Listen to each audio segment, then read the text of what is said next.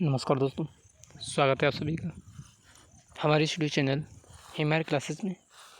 और आज की इस वीडियो में हम बात करेंगे 12th एग्रीकल्चर का 14वां चैप्टर, जिसका नाम है पशु रोग यानी एनिमल डिजीज़। और एक ऐसी आसान ट्रिक की बात करेंगे जिससे सभी पशु रोग हैं वो आसानी से याद हो जाएं। और मैं केवल 4 या 5 लाइनें आपको इस चैप्टर में बताऊंगा, और 4 या 5 लाइनों से आप कोई सा भी प्रश्न कर सकते हैं। ये प्रश्न जो चैप्टर है वो शायद 9 अंक का है, तो 9 नंबर हैं वो आपके किसी भी एग्ज़ाम में, चाहे वो अर्धवार्षिक हो या वो वार्षिक एग्ज़ाम हो, दोनों में आपके पक्के हो जाएंगे। तो चलिए हम शुरू करते हैं वीडियो। और वीडियो में जाने से पहले यदि आप चैनल पर नए हैं तो एक बार चैनल को सब्सक्राइब करें और वीडियो को लाइक करें। तो चलिए शुरू करते हैं हम अपनी वीडियो। सबसे पहले हम बात करते हैं अपनी वीडियो में परीक्षा में पूछे जाने वाले प्रश्न, यानी इस चैप्टर से परीक्षा में कौन कौन से प्रश्न पूछे जा सकते हैं वो संभावनाएं हम देखते हैं। सबसे जो पहला पॉइंट है वो है रोग के लक्षण। कोई सा भी रोग अगर आपसे इस चैप्टर का पूछता है तो वो रोग के लक्षण ज़रूर पूछता है, और रोग के लक्षण वाला जो पॉइंट है वही ज़्यादा अंक का होता है। यानी अगर मान लो उसने 4 रोग पूछ लिए, चारों रोगों में अगर 2-2 नंबर के रोग हैं तो 1.5 नंबर का जो पॉइंट होगा वो रोग के लक्षण वाला होगा। तो लक्षण वाला पॉइंट सबसे मोस्ट है। दूसरा आपसे टीका पूछा जाता है कि किस रोग में कौन सा टीका या वैक्सीन लगाई जाती है। तीसरी हम बात करें प्रभावित अंग पूछे जाते हैं कि कौन से रोग में पशु के शरीर का कौन सा अंग प्रभावित होता है। चौथी हम बात करें रोग कारक, आपसे रोग का कारक भी पूछा जाएगा कि कौन से रोग कौन से कारक या जीवाणु बैक्टीरिया कवक किसके द्वारा होता है। पाँचवा जो पॉइंट है वो रोकथाम एवं नियंत्रण, यानी आपसे रोग की रोकथाम या नियंत्रण के उपाय भी पूछे जाते हैं। तो चलिए हम इन 5 पॉइंटों के बारे में आगे डिस्कस करते हैं। हम बात करते हैं परीक्षा में पूछे जाने वाले रोग। अभी वो तो हमने बात कर ली कि रोगों से कौन कौन से पॉइंट पूछे जाते हैं। आगे इसमें हम बात करते हैं कौन कौन से रोग हमारे एग्जाम में आएंगे, यानी 12th एग्रीकल्चर में कौन कौन से रोग दे रखे हैं। तो एक बार हम क्विकली देख लेते हैं कि कौन कौन से रोग हैं। जैसे सबसे पहले हम बात करें पशु माता, दूसरा हम बात करें खुरपका मुंहपका, तीसरा हम बात करें एंथ्रेक्स, चौथा गलघोंटू, पाँचवां जहरबाद, छठवां दुग्ध ज्वर, सातवां थनैला, आठवां सर्रा, नौवां टिक फीवर, 10वां फड़कड़िया और 11वां खास खुजली। यानी ये टोटल जो 11 रोग हैं, ये 11 रोगों से आपको प्रश्न पूछा जाएगा।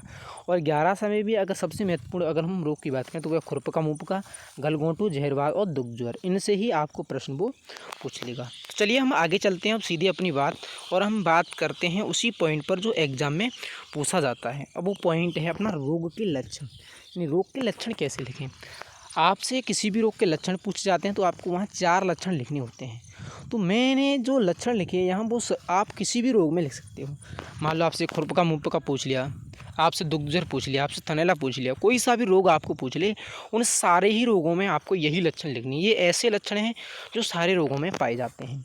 जैसे रोगी पशु के शरीर का तापमान बढ़ जाता है, आपसे कोई सा भी रोग पूछ ले, पहला लक्षण क्या होगा, इस रोग में रोगी पशु के शरीर का तापमान बढ़ जाता है। दूसरा आपको क्या करना है, पशु पानी व चारा खाना बंद कर देता है। कोई सा भी रोग हो, सारे रोगों में यही समस्या होती है कि पशु पानी पीना और चारा खाना बंद कर देता है। 2 लक्षण हो गए। तीसरा पशु जुगाली नहीं करता। तीसरा लक्षण क्या है कि जब पशु बीमार होगा तो वो जुगाली नहीं करता। चौथा पॉइंट क्या है, पशु की श्वसन दर व नाड़ी की गति असामान्य होती है। पशु की जो सांस की दर है और नाड़ी की गति नब्ज है वो असामान्य होती है, सामान्य नहीं रहती। ये रोग सारे ही ये जो लक्षण है वो सारे ही रोगों में पाए जाते हैं। आपसे 2 नंबर का प्रश्न पूछा जाएगा किसी भी रोग के लक्षण का, तो आप इन चारों को ही याद रखो, न कि केवल 11 रोग हैं उनमें आपको अलग अलग 4-4 पॉइंट यानी 11 चौक अगर माते 44 लक्षण याद नहीं रखने आपको, केवल ये 4 लक्षण ही आपको सारे ही रोगों में लिखने हैं।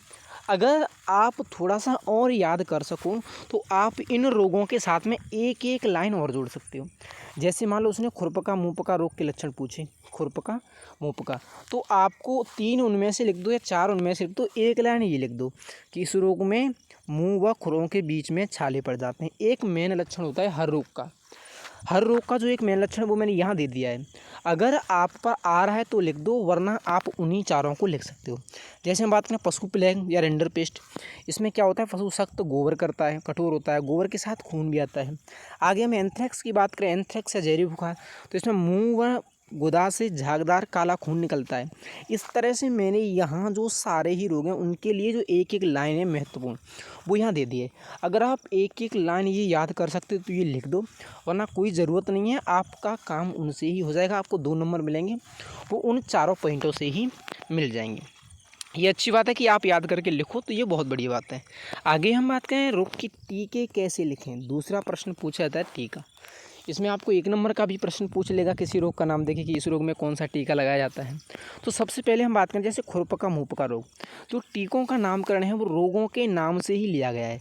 जैसे खुरपका मुंहपका को हम क्या कहते हैं, FMD। तो यहाँ जो टीका लगाया जाता है उसको हम क्या कह देते हैं, FMD वैक्सीन। पशु प्लेग को क्या कहते हैं हम, रिंडर पेस्ट। तो रिंडर पेस्ट की शॉर्ट फॉर्म क्या होगी, RP। तो यहाँ किस वैक्सीन का टीका लगाया जाता है, RP वैक्सीन का टीका लगाया जाता है। ऐसे ही हम बात करें एंथ्रेक्स। अब एंथ्रेक्स की शॉर्ट फॉर्म क्या होगी, AS। तो यहाँ AS वैक्सीन का टीका लगाया जाता है। एंथ्रेक्स या हम कहें AS वैक्सीन का टीका लगाया जाता है। आगे हम बात करें लगड़ा या ब्लैक क्वार्टर। अब लंगड़ा या ब्लैक क्वार्टर को क्या कहते हैं, ब्लैक क्वार्टर यानी BQ। तो इसमें BQ वैक्सीन का टीका लगाया जाता है। आगे हम बात करें गलघोंटू। गलघोंटू रोग को कहा जाता है हीमोरजिक सेप्टिमिया। तो हम इस रोग के टीके को क्या नाम देते हैं, हीमोरजिक सेप्टिमिया यानी HS वैक्सीन का नाम देते हैं। मिल्क फीवर में कोई टीका लगाया नहीं जाता। थनैला में जो टीका लगता है उसको कहते हैं मेस्टी वैक्सीन। आगे हम बात करें जो रानीखेत या न्यूकैसल रोग है, ये तुम्हारे में दे नहीं रखा। सर्रा और अतिसार में किसी भी प्रकार का टीका नहीं लगाया जाता। तो आप इस तरह से किसी भी रोग का टीका याद कर सकते हो, केवल आपको उस रोग का नाम पता हो। जैसे हमसे पूछा पशु प्लेग रोग में कौन सा टीका लगाया जाता है, तो पशु प्लेग का नाम क्या है, रिंडर पेस्ट। अब रिंडर पेस्ट को हम क्या कहते हैं, रिंडर पेस्ट में RP वैक्सीन का टीका लगाया जाता है। ऐसे पूछ ले लंगड़े बुखार में कौन सा टीका लगाया जाता है, तो लंगड़ा बुखार यानी ब्लैक क्वार्टर, तो BQ वैक्सीन का टीका लगाया जाता है। इस तरह से आप क्या याद कर सकते हो, पशु के जो रोग हैं, रोगों के टीके याद कर सकते हो। आगे हम चलते हैं, तीसरी जो महत्वपूर्ण चीज़ है, तीसरी चीज़ है रोगों की रोकथाम। ये आपसे हर रोग में पूछी जाएगी, जब भी कोई रोग पूछा जाएगा आपसे। अब रोकथाम है क्या, पहले हम इसकी बात करते हैं। अगर हम रोकथाम की बात करें तो रोकथाम होती है नए पशुओं में रोग फैलने से रोकना। मान लो A कोई पशु है, इस A पशु को रोग हो गया, हम B पशु में किस तरह से इस रोग को होने से रोक सकते हैं, ये उपाय क्या कहलाते हैं, रोग की रोकथाम कहलाती है। यानी नए पशुओं में रोग को होने से रोकना रोग की रोकथाम कहलाता है। अब रोकथाम के आपको उपाय पूछे जाएंगे, तो मेरे यहाँ 4 उपाय लिखे हैं। आप सारे रोगों में यही उपाय लिख सकते हो। कोई सा भी रोग आपसे पूछा जाए, केवल आपको यही उपाय लिखने हैं। ऐसा नहीं है कि 11 रोग दे रखे हैं तो 44 उपाय आपको याद करने हैं, केवल यही उपाय लिखने हैं। जैसे हम पहले उपाय की बात करें, रोगी पशु को स्वस्थ पशु से दूर रखना चाहिए। दूसरा उपाय है रोगी पशु का चारा स्वस्थ पशुओं को नहीं खिलाना चाहिए। तीसरा है पशु मरने के पश्चात उसके स्थान को साफ करना चाहिए। चौथा है पशुओं में समय पर टीकाकरण करना चाहिए। ये 4 उपाय ऐसे हैं जो आपके एग्ज़ाम में कारगर हो जाएंगे, यानी एग्ज़ाम में आप इनको लिखोगे तो आपको नंबर मिल जाएंगे। बाकी आप अलग अलग 44 याद करोगे तो ये आपके बस की बात है नहीं। आगे हम बात करते हैं अगला पॉइंट। तो अगला पॉइंट है रोग कारक एवं प्रभावित अंग। और रोग कारक और प्रभावित अंग मैंने इस PDF में सारे ही दे दिए। जैसा कि आपको दिखाई दे रहा होगा, यहाँ रोग कारक और प्रभावित अंग और पशु, यहाँ सारी ही चीज़ें इस PDF में कंबाइंड है। तो ये थी अपनी आज की वीडियो। और अगर आपको वीडियो अच्छी लगी हो तो हमें कमेंट करके बताना, वीडियो को लाइक करना। और अगर आपको ये वाली PDF चाहिए तो आप हमें कमेंट करके बताएं या व्हाट्सएप पर मैसेज करें जो नंबर दे रखा है, या फिर आप इसके डिस्क्रिप्शन में जाकर जो लिंक दे रखी है उससे व्हाट्सएप ग्रुप ज्वाइन करें और वहाँ से लिंक से PDF डाउनलोड कर लें। Thank you.